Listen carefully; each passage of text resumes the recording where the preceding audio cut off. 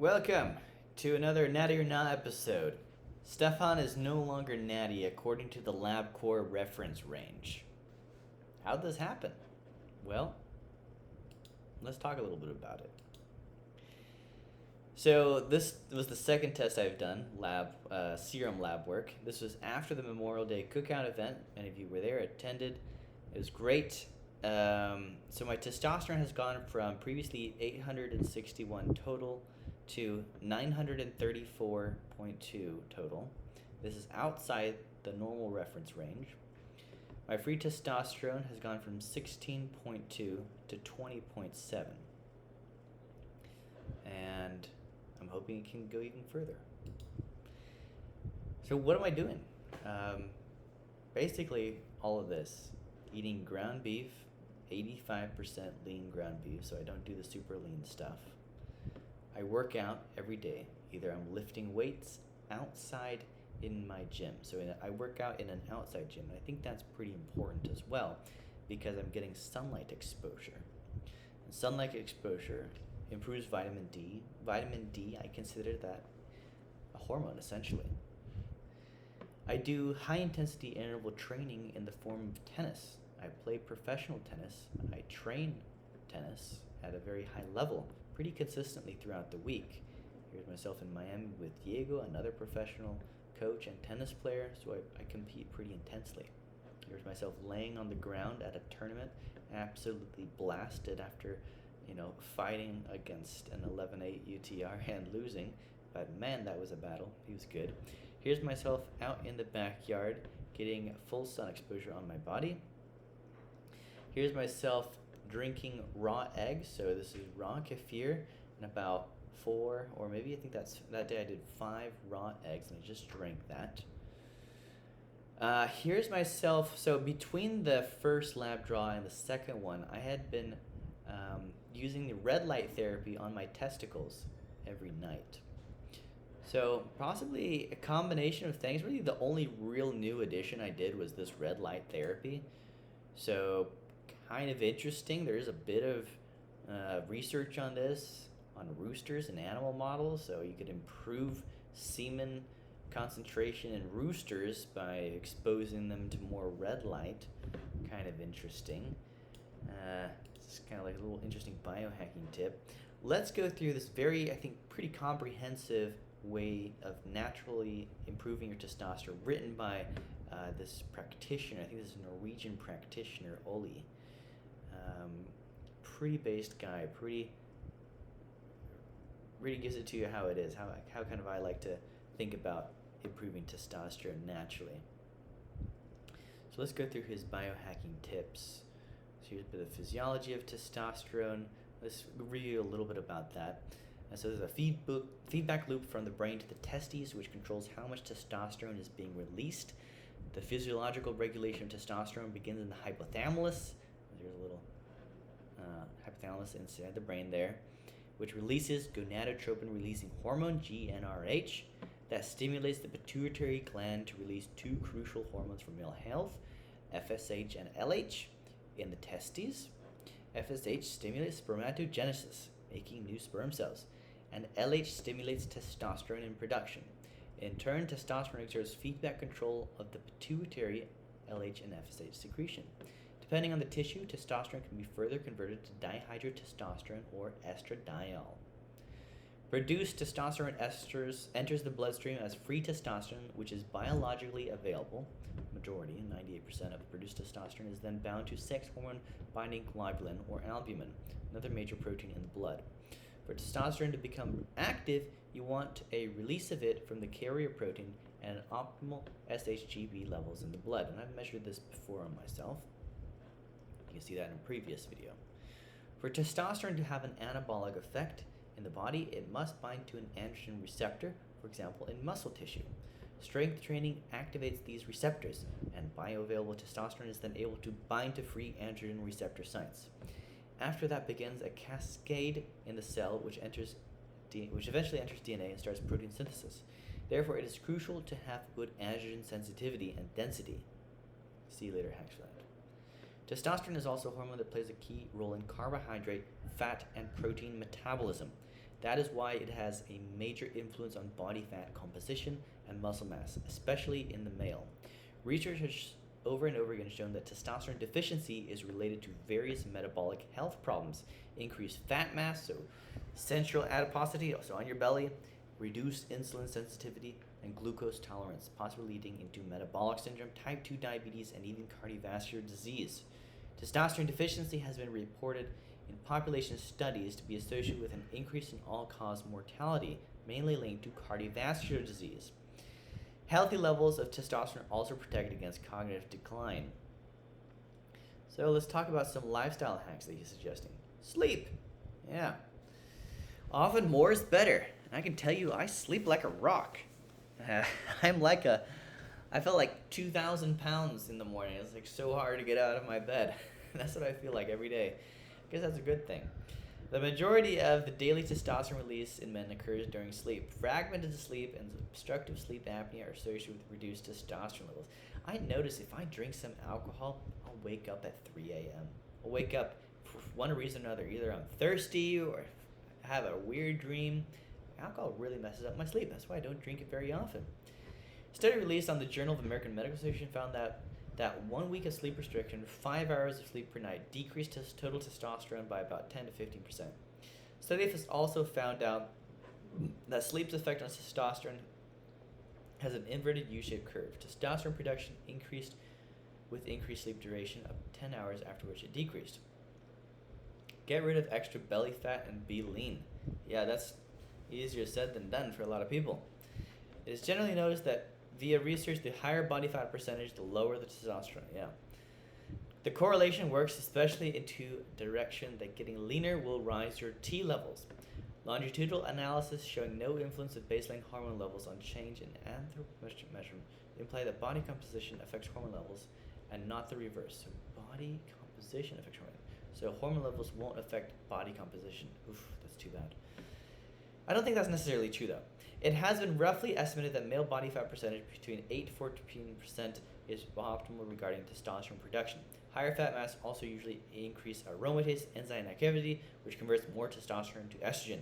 In opposition to low body fat content can be detrimental to testosterone production. So why do I say that giving more testosterone exogenous, so testosterone replacement therapy, can help improve your fat mass? Well, for the one simplest reason is that you're going to get better pump in the gym. You're going to want to go to the gym more. Your muscle mass is going to grow more.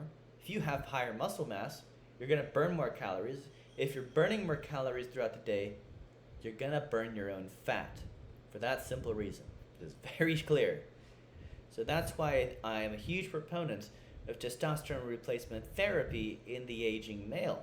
You're an aging male, you got a big belly, you have low testosterone, you have high estrogen, you got metabolic disease. All right, instead of putting you on a statin, an antihypertensive, ezetimibe, all this crap, why don't we fix your testosterone first? Why don't we put you in the gym where we know working out improves your survival rates long term, more so than any of these other drugs, alone or in combination. This is undisputable. So that's why I'm such a huge proponent of testosterone therapy in the aging male. Practice strength training and gain muscle mass. Yes, we all know that's going to help. But why here? Let's see if he explains that. Practicing strength training and gaining muscle reduces body fat percentage, which leads to higher testosterone. Yes, it is also independent effect on elevating testosterone.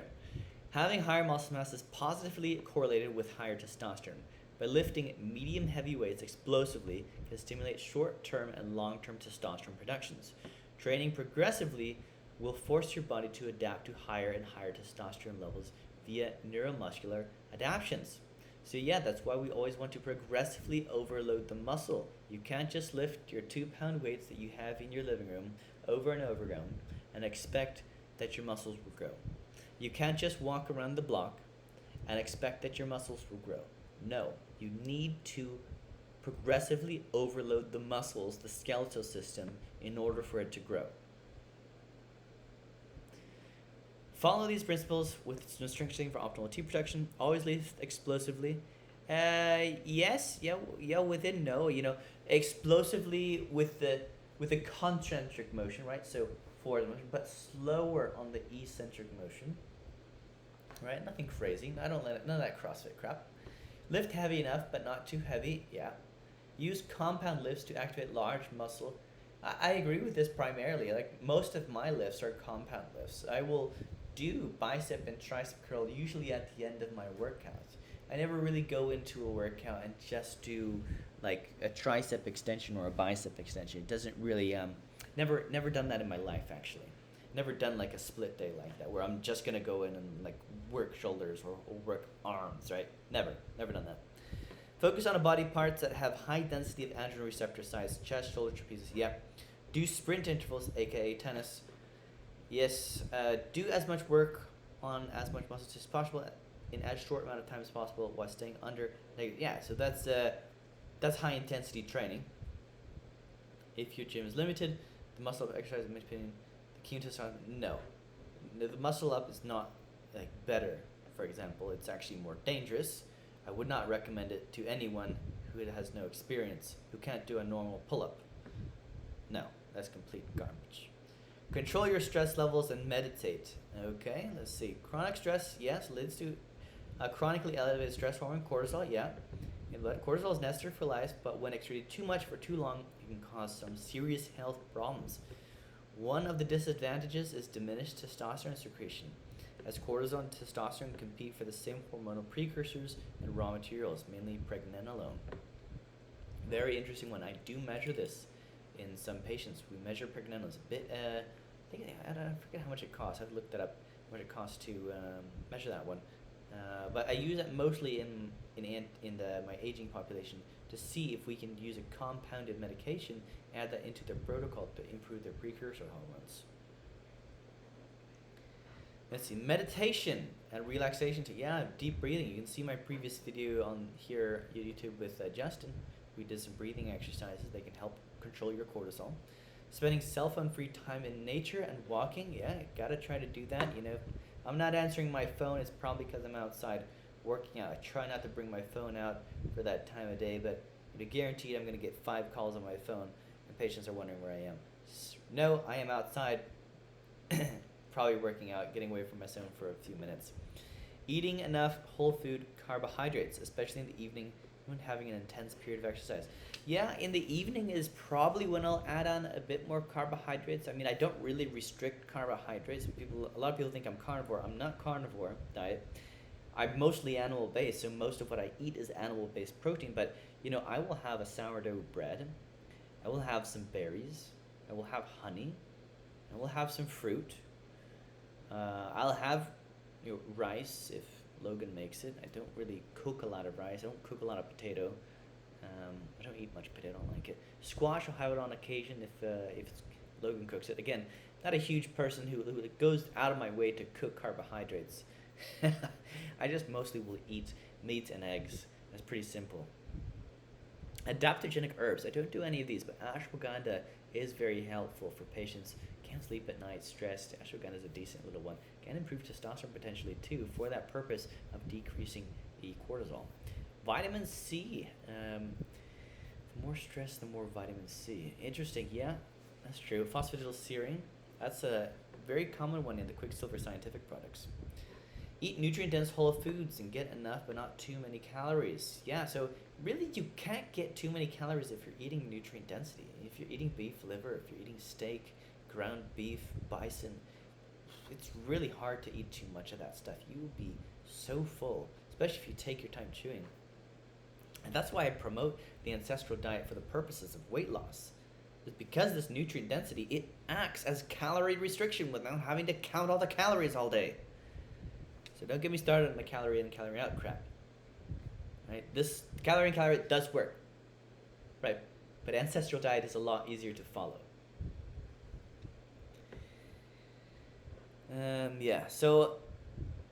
Most micronutrients in testosterone production: zinc, magnesium, calcium, D, B vitamins, iodine, selenium, vitamin K, A, E, manganese, boron. All of these are found in the animal-based diet. If you are a vegan or a vegetarian, you are not getting these. Sorry. Getting a multivitamin? Wrong. No, you can't supplement your way out of a bad diet. Most vitamins are not well absorbed. They're poorly bioavailable. Unless you're getting a high-end supplement. I like Quicksilver Scientific. It's a liposomal formulation. I think it actually gets into the system. But most vitamins don't. Ancestral supplements are desiccated organ capsules. That's another good way to get a vitamin into the supplement. Basically, you're eating freeze-dried organs, which is a very good way to get organs into the diet. Body needs enough calories to produce adequate amounts of testosterone. With constant and prolonged caloric restriction, the body begins to adapt in survival mode. Yeah. I don't do a whole lot of caloric restriction. I eat when I'm hungry. For optimal production of testosterone, it is wise to eat at maintenance or calorie surplus. But if you are overweight, a minor calorie deficit, yeah. Macronutrients. When it comes to macros, nearly everybody, especially in fitness arena, talks about protein. There are tons of different protein supplements that are supposed to make you lean and fit. Protein has gained a reputation that it is the most important macronutrient that comes to building muscle and gaining strength. It is true that protein, especially certain meals, are essential for chronic protein low testosterone. The caveat here is that you don't actually need as much protein as you've been told. For most, the recommended daily allowance is 1 to 1.4 grams per kilogram body weight, enough for optimal testosterone production. For strength training individual, okay. 1.6 to 1.8 kilogram per body weight, yeah, sure. Even athletes and practitioners do not benefit from. Okay, how much protein do I really eat per day? So, I've been trying this June to eat a pound of beef per day. A pound of beef is 100 grams, give or take. One egg is 6 grams. So if you count a typical day of protein that I'm eating, right? So we got, pull up your calculator here. So instead of kilograms, we can use pounds. So I'm 178 or 175 pounds.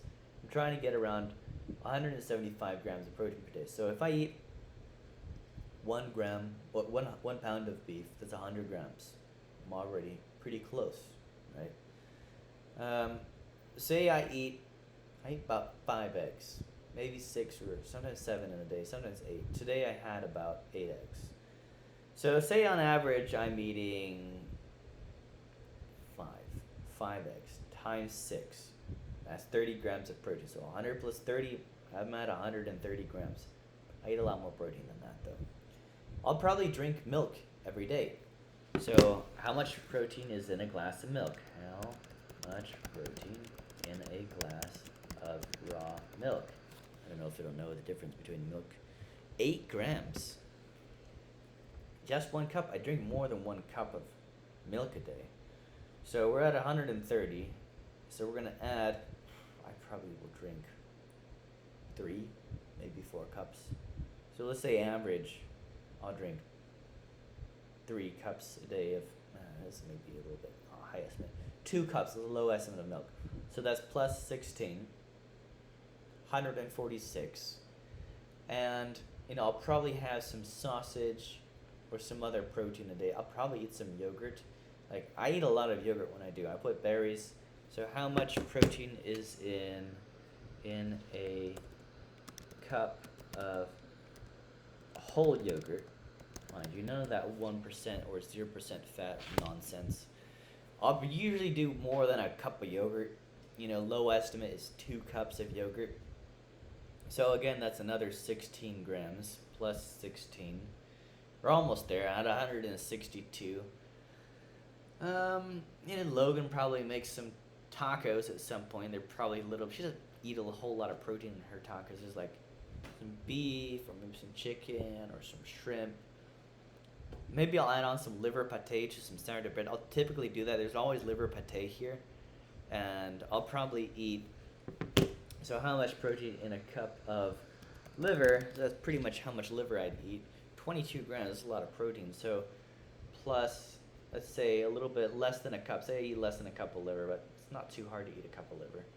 Plus, let's say 12 grams. So we're at 174. So I'm pretty much maintaining 1 gram of protein per pound of body weight every day, 174. That's pretty much spot on. I don't even calculate it like that. That's the first time I've really calculated it. thought about it. I kind of knew intuitively that's how much I'm doing.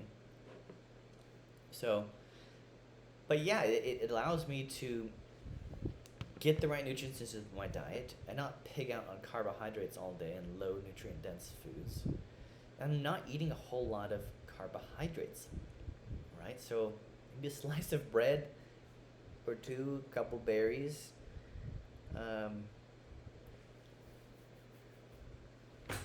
Not that much, honestly. Yeah, I've actually been introducing some vegetables this week. I introduced sauerkraut, so a little bit of sauerkraut here and there to appease A4M that wants me to eat the rainbow of vegetables. I think that's partially why my testosterone is so high. It's that I don't eat vegetables.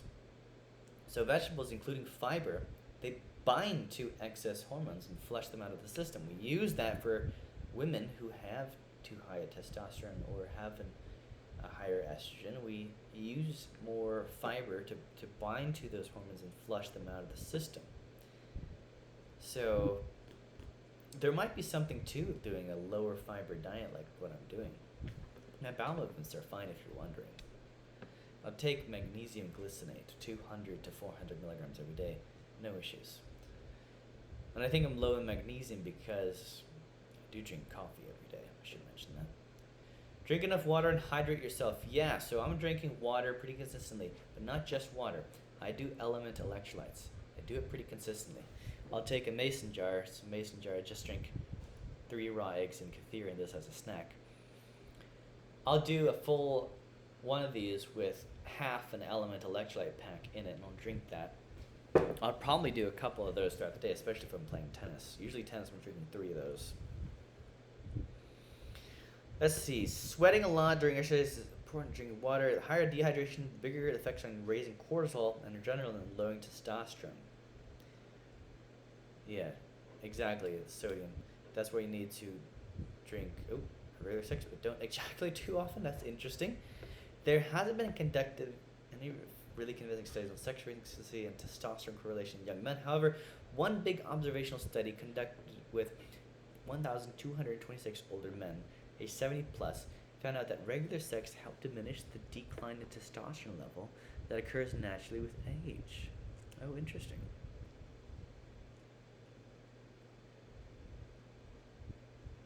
In traditional Chinese medicine, it is common knowledge that ejaculation turns over qi, your life force. This also makes sense since sperm contains the seed of life and lots of minerals. Luckily, this topic has been researched by scientists. One study found out that a short-term abstinence of sex, 3 weeks, slightly increased testosterone. Another small study, could actually verify that an optimal ejaculation frequency for men, testosterone-wise, is 7 days. This study found that on the 7th day of abstinence, there was a significant increase in testosterone production, 146%. Too long abstinence can crash your testosterone production. Interesting. So yeah, ejaculation by itself has a role on testosterone. That's why I'm not a fan of these vasectomies that keep being promoted. I think there's some risk to this. Chinese medicine would say this blocks the qi, the life force. So I don't recommend vasectomy. Avoid exposure to endocrine disruptors in plastics, food, and water. Yeah, we know that. Birth control's in the water, guys. Many of the endocrine disruptors are either directly or negatively affecting testosterone production or acting as estrogen mimics, xenoestrogens. These are mainly found in plastics, metal food cans, detergents, flame retardants, toys, pesticides, preservatives, cosmetics, and pharmaceuticals. They've also been linked to many other health problems like cancer, decreased fertility, metabolic syndrome, hypothyroidism, and diabetes. Oh yeah, bisphenol A, found in plastics. Lower testosterone levels and cause erectile dysfunction. Yeah, bisphenol S, another BPA, found in dust. Oh, plastic and household dust, that's not good. Change your filters, guys. Change your house filters. Phthalates, plastics, cosmetics, parabens, sun lotions and moisturizers, shampoos.